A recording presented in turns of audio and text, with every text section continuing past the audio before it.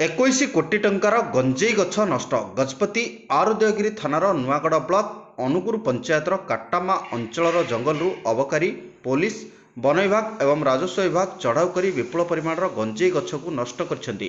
ସଂରକ୍ଷିତ ଜଙ୍ଗଲ ଉପରେ ବେଆଇନ ଭାବରେ 105 ଏକର ଜମିରେ 2,10,000 ଗଛ ଲଗାଯାଇଥିବା ଗଞ୍ଜେଇ ଗଛକୁ ସମସ୍ତ ନଷ୍ଟ କରାଯାଇଛି। ଗଜପତି ଜିଲ୍ଲା ଲିଙ୍ଗରାଜ ପଣ୍ଡା ଏବଂ ଏସ୍ପି जयराम शतपथी निर्देश अनुसार अबकारी सुपरिटेडेंट प्रभात कुमार सेठी, इन्स्पेक्टर बालकृष्ण परिड़ा, प्रकाश साहू, आरुदयगिरी थाना अधिकारी रवींद्र पंडा, अबकारी ओआईसी बिंगराज दामी, संबलपुर आईसी सुशांत कुमार गमांग, स्थानीय वन विभाग, राजस्व विभाग, अबकारी पुलिस विभाग कर्मचारी मिलित भाव सकाल 10 रु 3टा पर्यंत कटर मेसीन साहाय्य गंजेई गछ को नष्ट करथिले।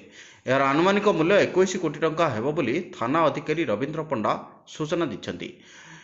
मजिस्ट्रेट दायित्व थिबा आरुदयगिरी तहसीलदार नारायण बेहरा ए अवसर उपस्थित थिले। एने आरुदयगिरी थाना रे एक मामला 147/2021 रे रुजु कर दैछि। तबे एथिरे कोनसी व्यक्ति गिरफ होई रथिबा जଣା पड़िछि।